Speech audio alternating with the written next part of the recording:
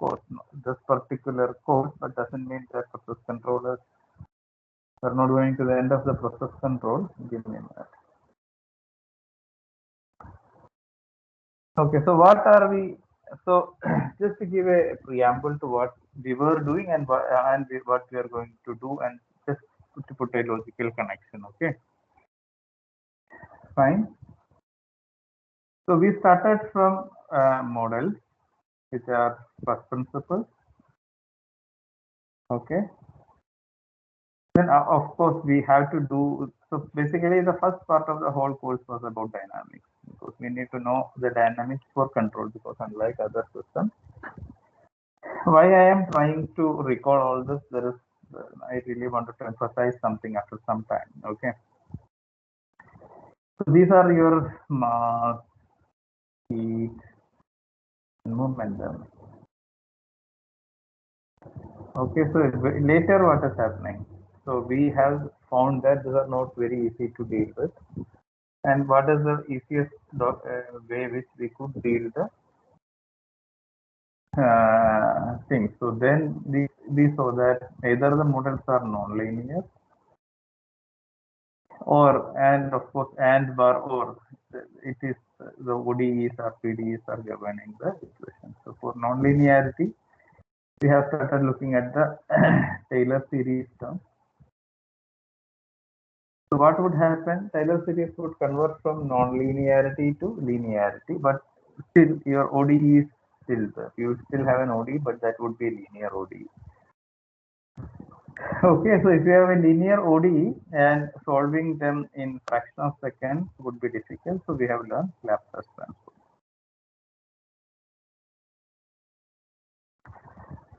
Fine. So the first part of the whole course was reinforcing this. Okay. So now what you have done, the modeling.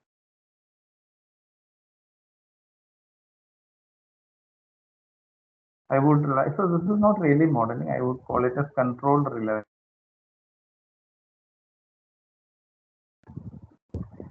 So whatever is more relevant for in perspective of control, we will use. Okay, more control relevant model. So then we have started looking at specific aspects of this control relevant models, which are first order. Okay, then we have looked at second order, and of course higher order. Higher order in the sense that not in mostly, so higher order is basically, we have learned it as complex dynamics. Not really higher order, we call them as complex dynamics. So complex dynamics could either develop due to time delay or any irrational terms, which is basically due to a zero in the numerator. So this part is all about our dynamics or the control relevant model. So the next part was all controls. Okay. Then we started looking at controllers. So there are various levels of controllers. We have mostly looked at P, PI, and PID controllers. And so I'm saying as placeholder again. So there are various things you could do, but like P, PI, PID controllers are the most widely used controllers, and we have looked at them.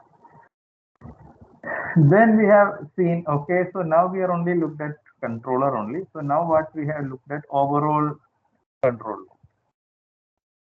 which we call it as closed loop transfer function. So we have seen there are two types of problem that every process control engineer would like to solve. One is servo and one is regulatory. So servo is also called as tracking, and regulatory is called as disturbance reduction. And how to synthesize the overall closed loop transfer function if you have given all independent components. Independent components include sensor, okay, process, Okay, then it can be control valve. Okay, ITP converter, so on and so forth. How to kind of take everything together. Fine. Now afterwards,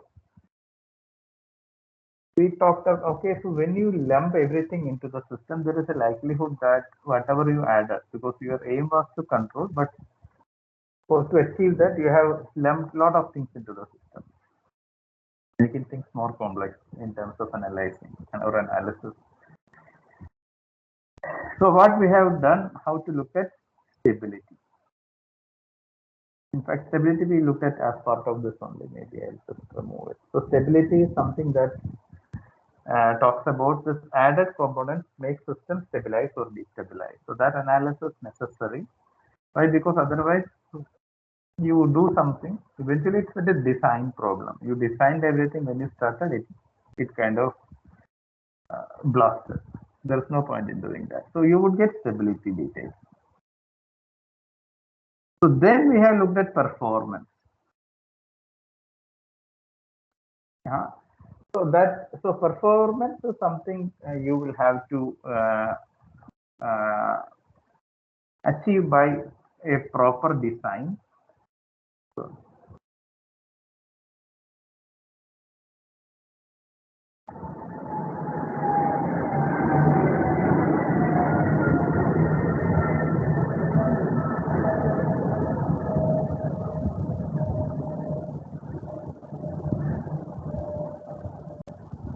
sorry about this.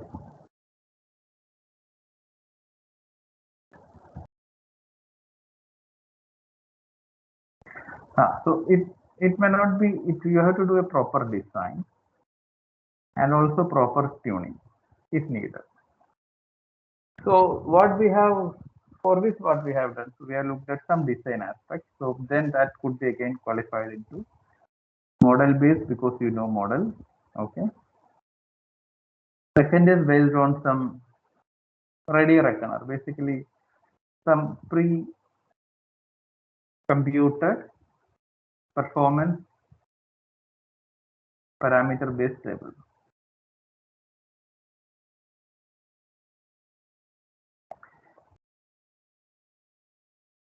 So here somebody has done a lot of experiments and made a table, and that would help you to look at. And then we have looked at how to do this based on field experiments.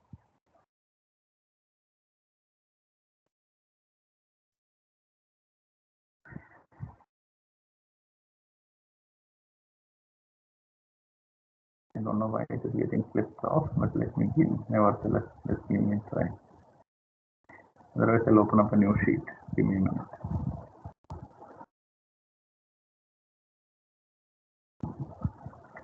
It is strange.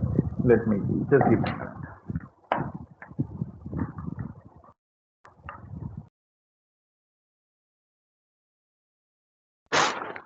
Field experimental studies. So all what you call Ziegler, Nichols, Tyrus, Lubin, or what you call relay auto tuning would come into this. These are the results due to ITAE, ISC, IAE kind of thing. Model based, we have looked at direct synthesis and IMC. So we are now trying to tie the knot. You see, everything we are just now trying to fill all the dots which are unfilled. Okay, so now the last step. So any confusion so far? Any issues at the moment?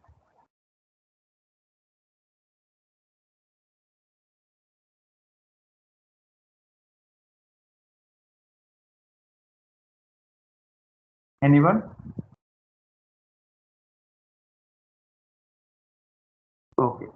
So now what last? Okay, of course. No. So see, your book is, if you like I'm saying, there are many process control. The book that we consider as the reference contain a lot of things. So we'll have to kind of smoothly wind up the course. So we are now trying to look at a different aspect. It as see, as I told, so there are 3-4 guys who is working in this area. basically electrical engineers, so of course manufacturing and chemical, basically mechanical, chemical to some extent, to so not fully to the control system, to the domain of EA. So I will say EE bar EC, basically the circuit electronic group, and to some extent computer science people. Not to that extent though, not to fully control system, but some part of it belongs to them only. So what I'm trying to say is, for us, the way of we look at any problem, basically heavy engineering teams, mechanical sciences, uh,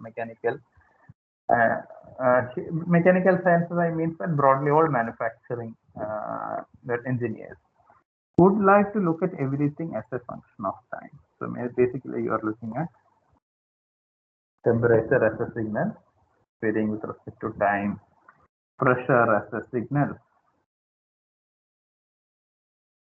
varying with respect to time, so on and so forth. So our understanding is mostly time domain based. Of course, we will do Laplace transform, which just as an extension of time domain, okay, mostly to understand, to alleviate the issues that is being felt in dealing with the continuous domain system. So I'm saying other people, so even as a core electrical engineering, so I also would like to add aerospace here. And aerospace, I would most likely to put them in the electrical group because they would also look at lots of circuit related things. All missile guidance, navigation, what you call, satellites, tracking, so on and so forth. Okay, so but some school of thought from the electrical engineering or communication engineering team, they started looking at this problem slightly differently. Whatever we have all learned, they try to look it in a slightly different way. So what is the difference? So here we are now not looking pressure as a signal. It is a variable which has some variability with respect to time. Correct? So by default, it's all about our training, as you understand. So this is the way we have trained or we have learned things. So let's say somebody from electronics engineering started looking at it. Basically, people who work in communication, so on and so forth. They don't technically would like to look at a variable as a variable. And of course, anything with respect to time, because it's all dynamic in nature, they would all call it as a signal. So that's the way their domain or their domain got developed. Everything is a signal. For instance, you communicate. So for instance, you communicate by means of the notion of signal, and there is no harm in calling this as a signal. By every signal is something that is varying with respect to time. Okay, and it may have some periodicity or not periodicity. So you can call in broad sense, these are all signals. There's no harm in doing that. It's all about looking the problem from a slightly different perspective. Okay, so then if you look at every signal, if you bring in the notion of signal, so we have abused the word signal in many of my previous what you call classes, but now I am talking about the signal as a very as in a very strong sense. So signal has a definition. So it's with respect to that definition. So signal is something that is varying with respect to time and with some certain properties. So one of the certain properties of signal is the frequency because of its periodicity.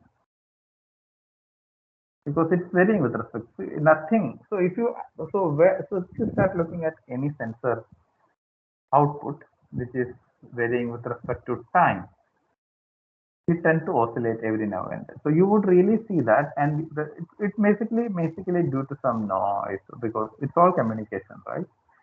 In the sense that your sensor is taking up that signal and sending back to you, so on and so forth. So eventually, it is a matter of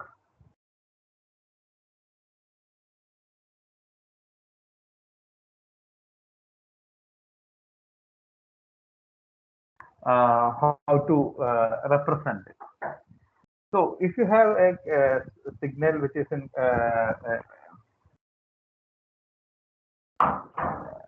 if you know if you have so if you have a variable, so I'm saying if you look it from a signal perspective, the most important term that you would call is the frequency.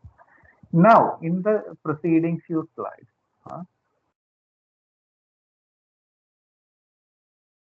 what we are going to look at is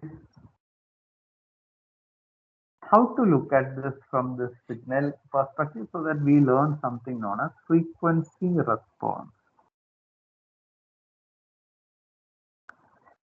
So what is this frequency response technically speaking? So you have a system, which is you are sending in an input. Of course, it is varying with respect to time, and you are getting an output, which is again varying with respect to time. So so I'm saying this new aspect of looking at the problem says that okay, you have, because these are all varying with respect to time, I can call it a signal, and output is also a signal, right? So so the new angle of looking at it says that you perturb the system. So what is the major property of the signal? As I told, it is the frequency. You are perturbing the system with using a signal having desired frequency and trying to see the output, how it looks like. So for instance, if you put a step change, or for instance, yeah, so you would see how the output is varying. So similar fashion, you can also perturb. So of course, step is not a signal. It's not having any periodicity. So for instance, if you look at sinusoidal, so how the input looks like, it would be varying with respect to time. Okay. And you would also output also varying with respect to time. And if you superimpose the output, so let's say this is input, and if you superimpose the output, you say that output also would be sinusoid. But so you see the the white and red are not overlapping. So which essentially means that, and also it may not have the same amplitude. So every signal would have amplitude. How do you represent amplitude, frequency, and the last is phase angle or phase lag, whatever we call phase angle. So these are the three dominant characteristics. What I would say, you would use to represent a signal.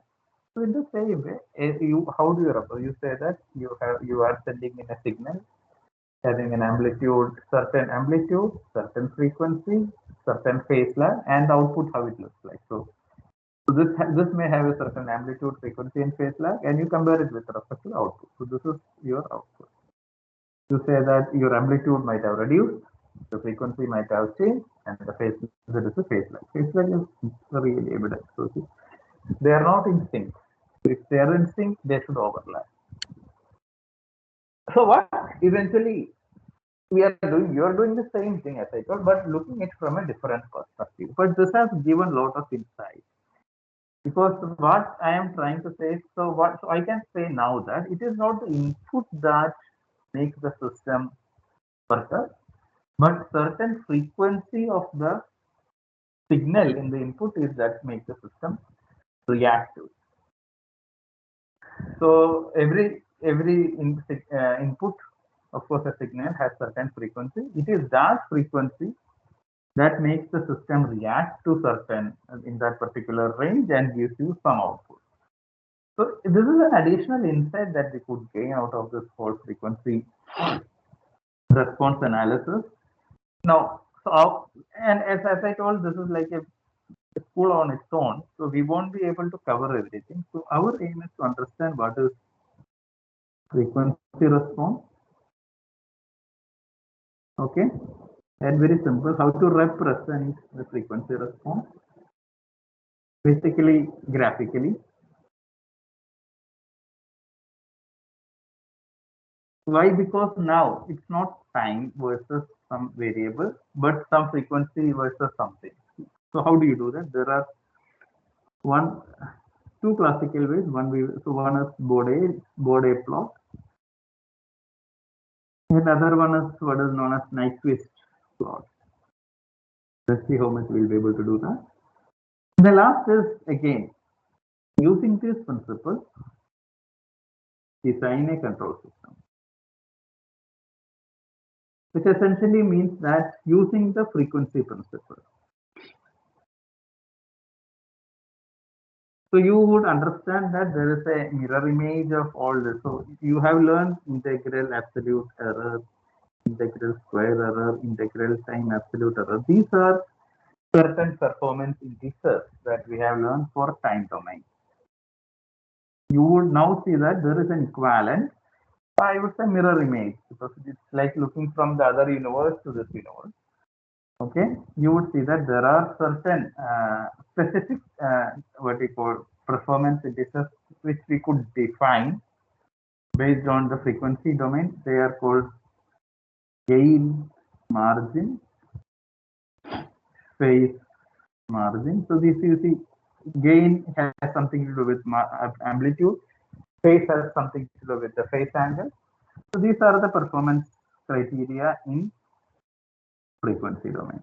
So using these to define the control system, process control system. So of course I have taken slightly longer time than I expected, but I really want you to get a feel on what we are doing. So unless otherwise it won't. It's like you will feel like we are doing disjoint things, but in the whole pedagogy of process control, this is like an addition. This definitely not a additional thing, but it's just very related, but it's very related analysis, but defined in a different perspective, considering that input. Any questions so far?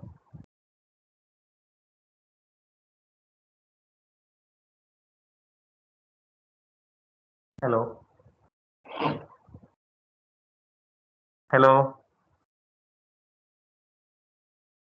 Anyone? Am I audible? Any issues otherwise?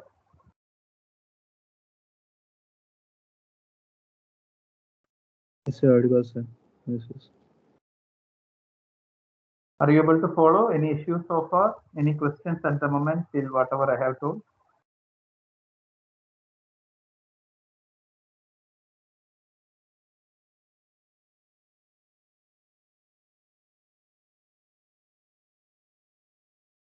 Is that okay? So maybe I'll assume that. Yes, sir. It's okay. So we will see how it looks like. So what I am trying to so initial two sides are about whatever is some verbose statements regarding whatever I have explained. So we have learned this whole thing from a different perspective. One is of course the Laplace transform, and it's derivative basically L of f of t. So f of t is your original function, then L of f of t, and you do all of this in L of f of t, which is a Laplace domain, because all your PID controls, everything has been defined in the Laplace transform. So now, okay, so this is something that you learn by interacting with some of our colleagues in the other domain. Okay, so they're trying to say, okay, this is like, you can also do this analysis in this perspective. So I'm saying this is how a science develops, I hope you have learned about this what you call quantum. There are two known approaches to it, right? One is the wave function analysis, which is proposed by Schrodinger's and group, and exactly same inferences could be drawn by looking this from what is known as matrix mechanics, which is developed by Heisenberg. So it is the same system somebody has observed from a very different angle, but yielding the same response. So these kind of studies always give us confidence that your analysis are quite strong. Then this is of course we don't have any relation with quantum physics, but I am trying to say this is one peculiar example that you would see. It's like two different perspective of looking at it. One is from the wave function perspective from Schrodinger and their group, and other one is looking them as all from the perspective of matrix mechanics developed by Heisenberg and so. So eventually they are all yielding you the same inference. Here also that inference is going to yield the same. But your insights or some flexibility is all about so your handles are now increased. You know you can also deal this in this particular additional direction. Okay, so the key aspect of what you call frequency response developed from looking at how a system reacts to a sinusoidal signal. For instance, any signal that has periodicity. This is something that we all know, well known, sinusoidal. So look at a first order system. We have learned this and we have also derived this in the maybe in the first or maybe second chapter. We have looked at how the system reacts to various inputs. First order system, okay. Now input. Input is now you are sending a sinusoid having certain what we call frequency. And what you really see, this is also we have seen, output is also sinusoid. You see, this is the input.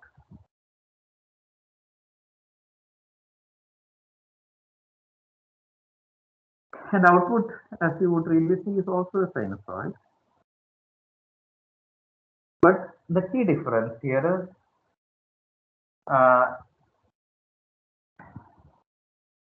it has a phase lag. You see, if your input is omega t, your output is omega t plus 5, which essentially means that there is a shift in the output. The system responds with a lag, okay, with a different amplitude. You see, if k, so your output amplitude would be is scaled down version. So you see, a sin omega t is the input signal amplitude, but output is ka by root of omega tau square plus 1, which essentially means that output is also slightly changed with I'm saying with having a different amplitude.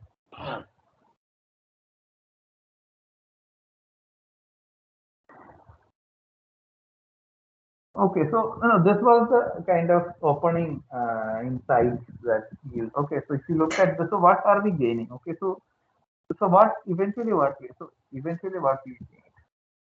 So what so input if you input a step, okay, you are getting an output. This is your output. This is your input.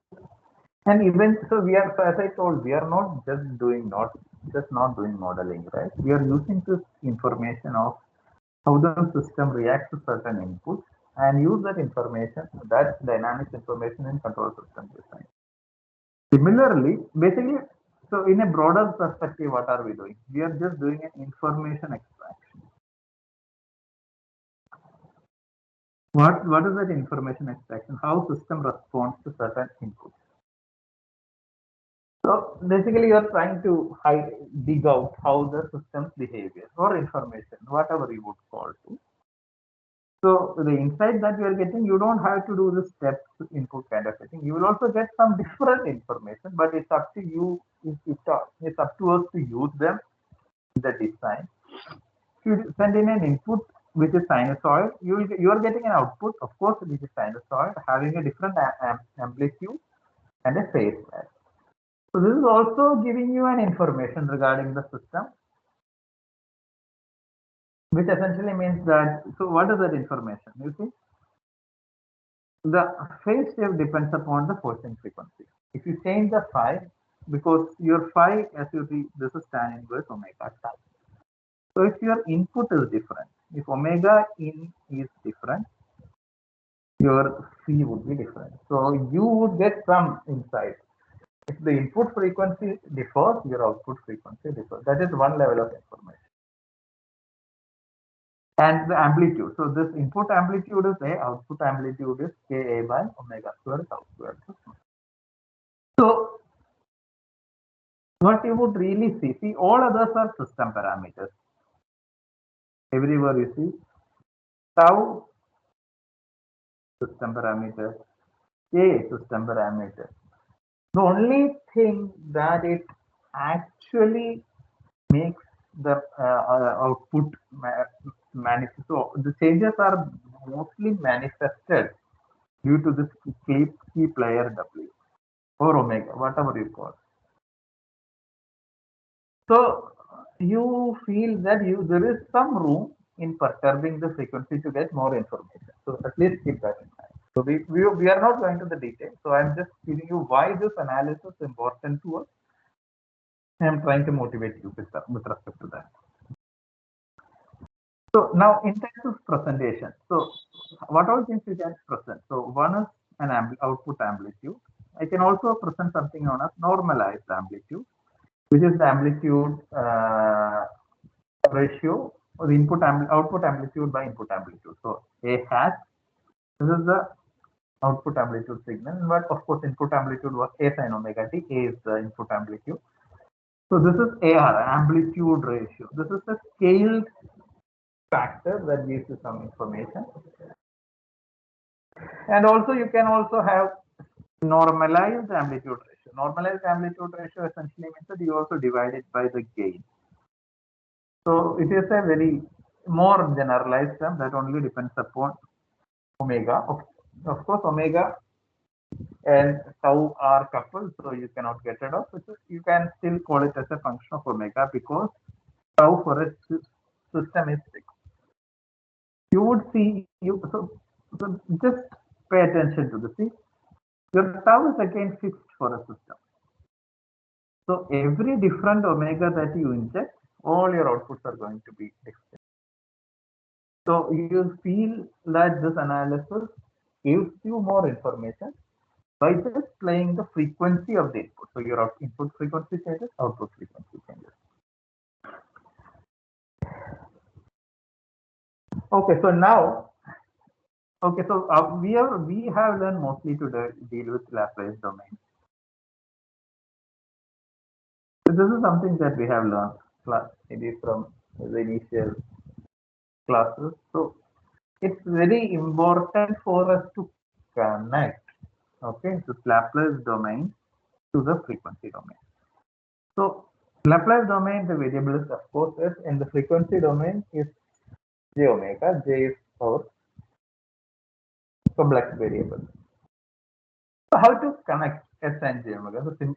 So the simplest way, rather the only way, or rather the straightforward solution, how to connect the Laplace domain. So it is like this. Okay, let me just try.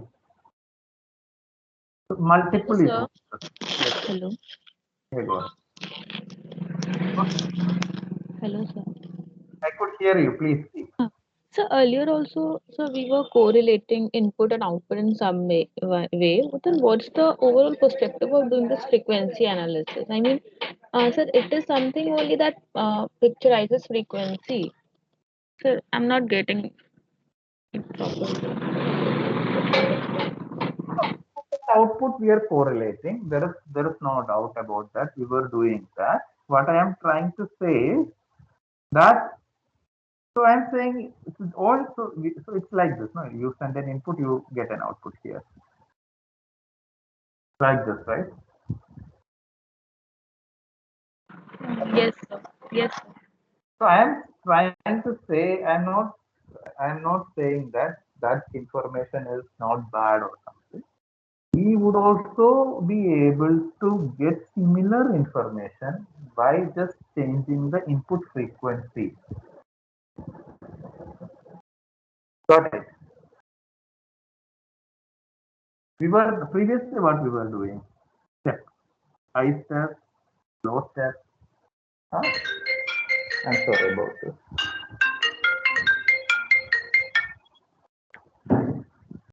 Or maybe you look at some other function, for instance, pulse, so on and so forth. Correct? How the system reacts to various type of inputs. Correct? Agree or not? Yes, sir. Yes, sir. Eventually, what we are trying to do is how the system behave with respect to input, so that we can model it. So that was the perspective. Agreed.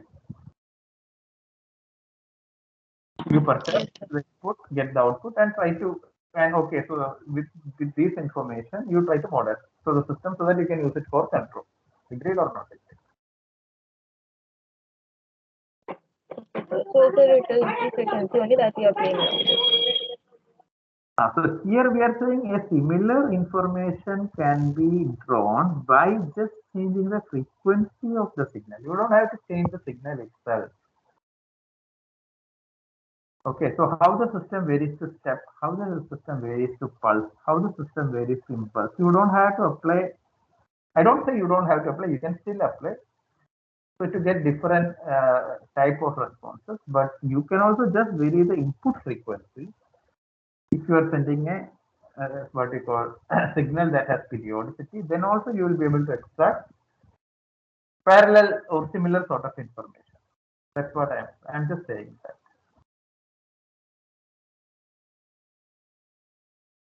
Agreed? Okay, sir. Okay. So what we have done in terms of these all set of input doing, we should be able to do everything in terms of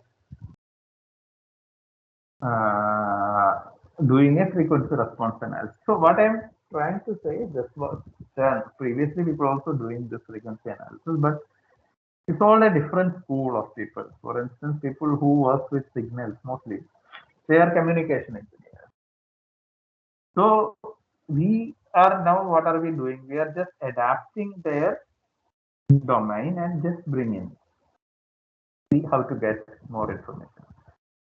So one is time domain. This is function of t. Huh? So this is f of s. This is L of f of t. Okay, now frequency.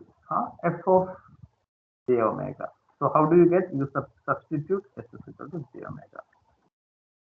So how to be? What is the why? So then the question, most of you would have this question: why is this s is equal to j omega? It could be something else too. Is that so? To substitute s is equal to j omega. So we are in the time domain, Laplace domain, this frequency domain. So this is how they are connected. So you can also move from one domain to another. If j omega become s, which become Laplace, s become t, you have to do an inverse Laplace.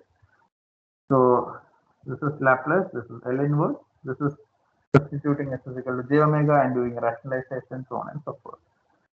Is that okay? Any confusion here? Okay, so now let me come back here. So how to do this? As I told, substitute s is equal to j omega. So if you have a Laplace function, substitute s is equal to j omega, then it is in the frequency domain because you bring in w into the system. So g of s eventually becomes g of j omega. But how to represent this? So g of j omega you will have to rationalize, which essentially means that so if g of s, if you substitute g of j omega, it would be in the form of some real part plus imaginary part. Correct. So the way you have to represent it, you have to multiply the complex conjugate and make it rationalized and so on and so forth. Okay. Then you have to find the amplitude ratio. or the amplitude, which is like a times r square plus I square, and the phase angle, which is tan inverse I by r. This is phi. This I'll call it as a hat. This complex analysis you have learned. So this is the what you call the amplitude corresponding to this complex number. This is the phase angle corresponding to this complex number. Any questions here?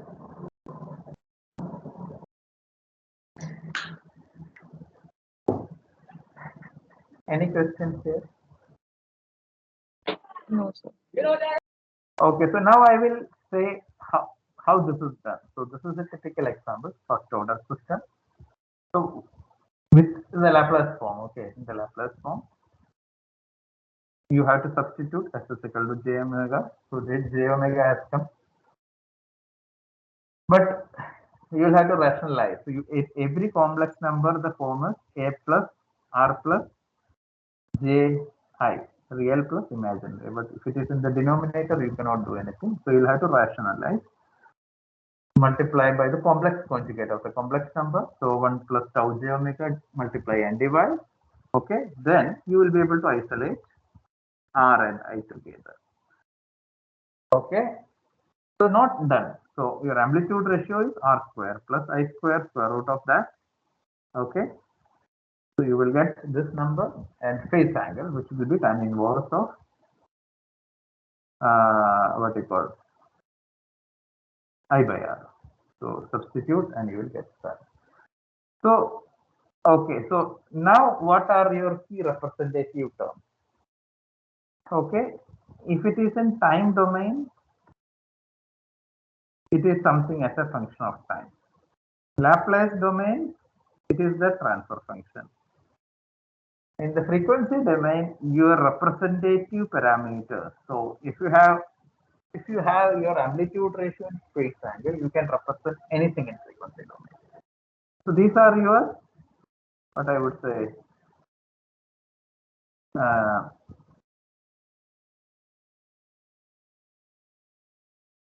coordinates. I will, of course, in a very loose sense. These are the coordinates you are used to represent the frequency domain. So you only need to know the amplitude ratio of the system and the phase angle. So rest all could be computed considering their interrelation. So now I can provide you a loose example. So this requires some proof, but I can give you some qualitative information why S has become j omega. So this is your time domain T, and you calculate the Laplace domain. How to calculate L of f of t by minus integral minus infinity to plus infinity f of t e raised to minus st dt. Correct? You might have heard something known as Fourier transform, or you might have even learned in your math MTL courses. Is that so?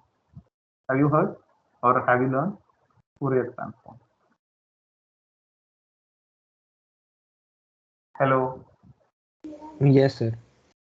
So yeah, so in the Fourier transform, how to calculate Fourier transform? You see, the key is in the Laplace, the functional variable is s.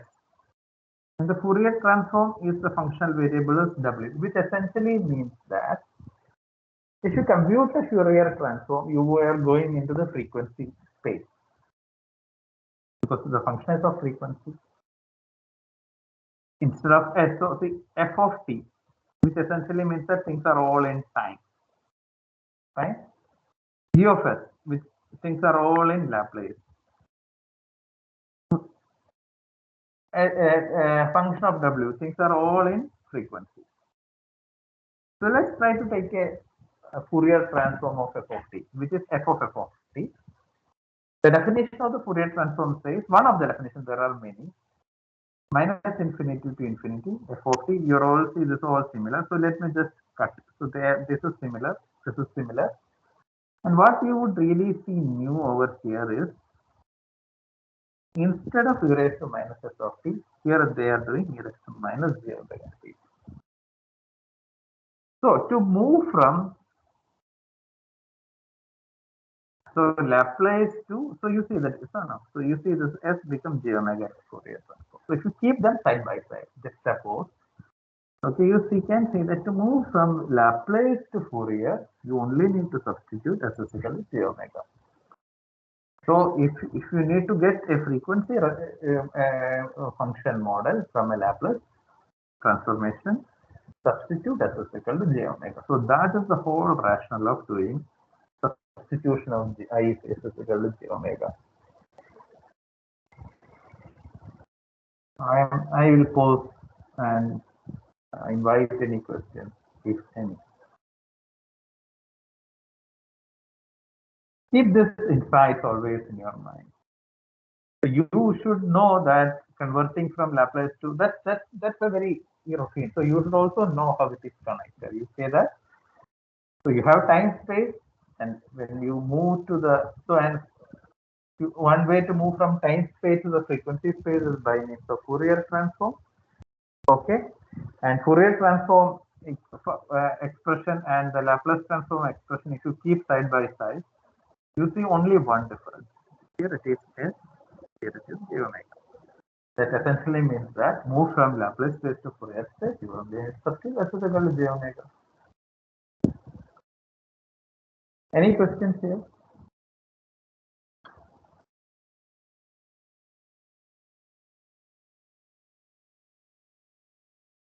Any questions?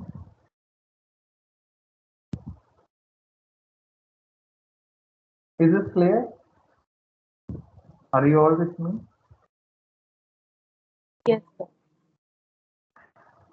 Okay, so now let me also take a little further. So what we have learned is a frequency response of the first order transfer function. So if you have a higher order transfer function that has certain poles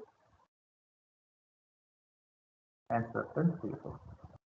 So these are all corresponding to the poles. This is I'm saying a general in any general transfer function.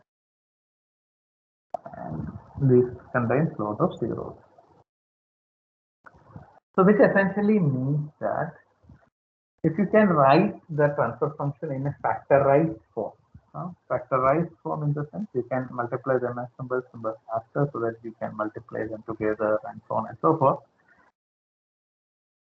How to compute the frequency response? Of course, you have to substitute S is equal to j omega. Then the amplitude. The amplitude is, of course, the ratio of their individual amplitude ratios. You see, in the numerator and in the denominator, respectively, the product of the individual vertical amplitude ratio. G of j omega is the amplitude ratio of the first term. B is the second term divided by so on and so forth. So this helps. This makes your life simpler. See, otherwise, what is going to happen now? It's for a third order transfer function. So forget about this first order symbol. So let's say you've got a third order transfer function, and you put S is equal to j omega, and try to rationalize real part and imaginary part. That may be a slightly tedious exercise, because you will have to collect the terms, so on and so forth. But now what this result says? So this result says if you can factorize them and write them in simpler form, with first order and second order,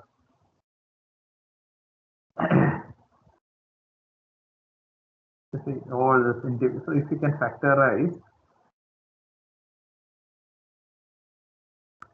and write them as simpler terms in numerator and denominator, to compute the amplitude ratio of the whole thing, this overall transfer function, you have to, of course, look at the go to the numerator, take the individual transfer function, compute their amplitude ratios. That would be a simple exercise.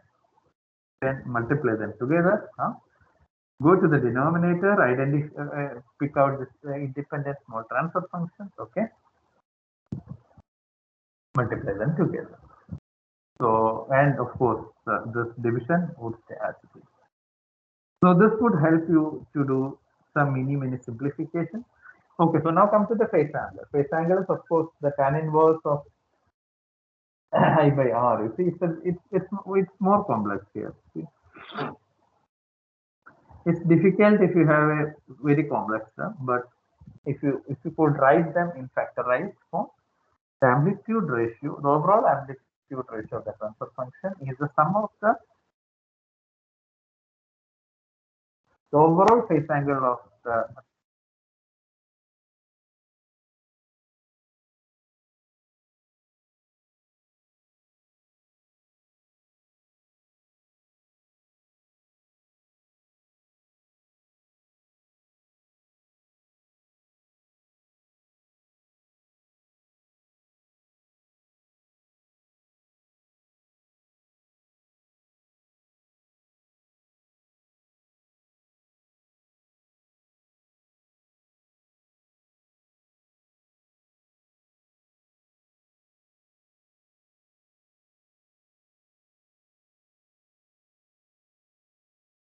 I guess I just lost you. So am I audible now? Yes, Yes, sir. sir. Okay, so I was the point that I was trying to emphasize that the amplitude ratio is this space. It is also simple. It is the summation of the phase angles of the individual numerator term minus the summation of the what you call phase angles of the denominator term. So this kind of helps you to simplify this problem for a general transfer function.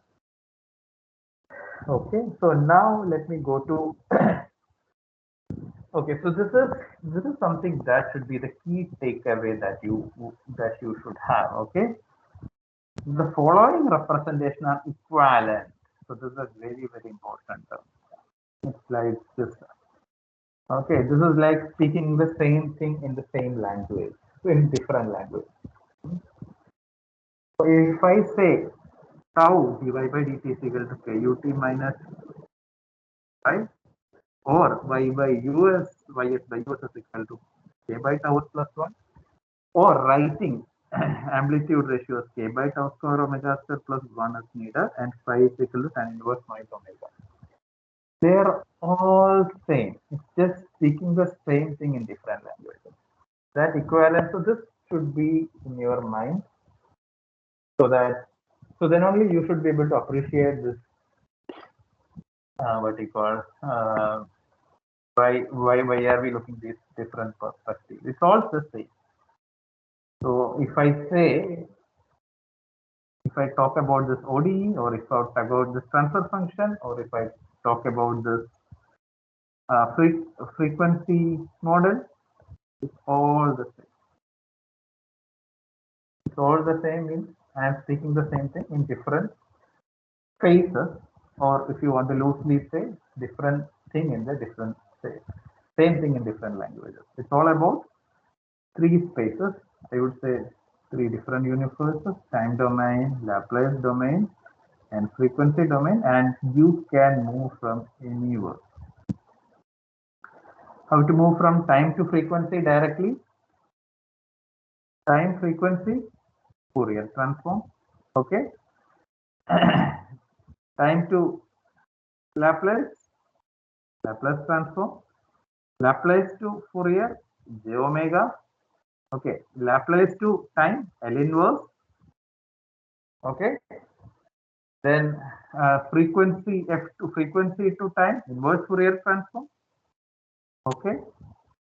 So on and so forth. So you can do all sort of things. So that's the beauty. So you should also appreciate this vertical connection. These are very rare insights that you can get it while learning, looking at the things from different perspectives.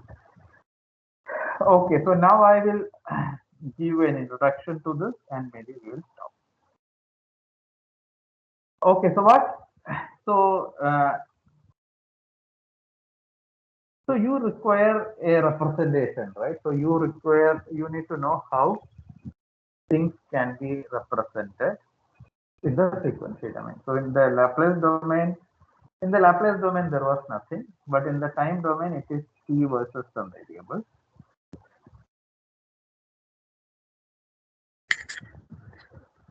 Okay, and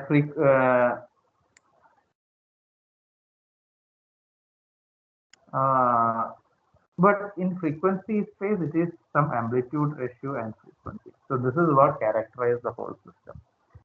So the representation will also be different. So one way to represent this the frequency response plot, because see, it is definitely not a function of time. You are varying, so your independent parameter, if it was time domain, it was time, but in frequency it is W. And the affected parameter is amplitude ratio in frequency domain, while in the time domain it is f of t, f and f of t and f of t. So this is, in this case, this is done with the help of something known as either log plot or semi-log plots of amplitude ratio versus frequency, or or semi-log and a semi-log plot of phi versus frequency.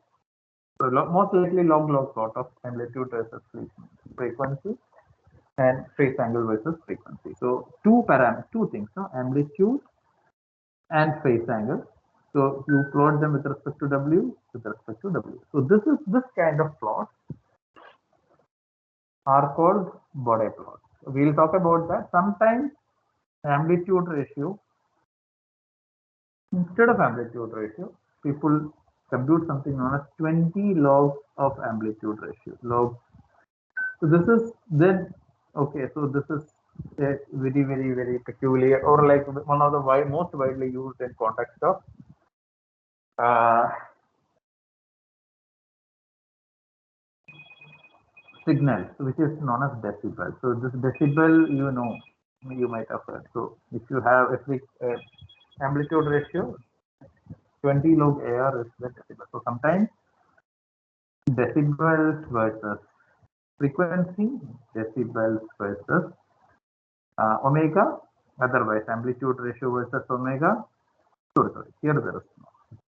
I'm really sorry about this. So the plots could be either, so I will just stop here, amplitude ratio versus omega or decibels versus omega.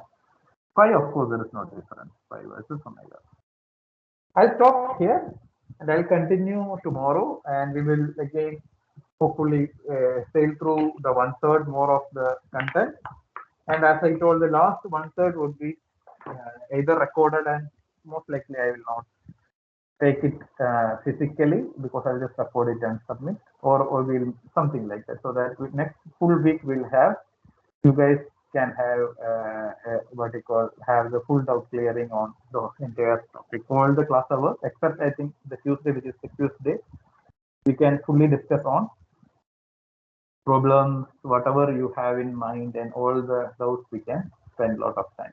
I hope that is okay, all of you. This is fine? Yes, sir. Yes, sir. Okay, guys, then. Okay, bye-bye. And what I would say, yeah, so Diwali is, of course, afterwards. So anyway, advanced wishes. If I couldn't, one of you could. Sir, when is the quiz? It's on next Tuesday. Okay, thank you, sir. Okay, cool, guys. Bye-bye.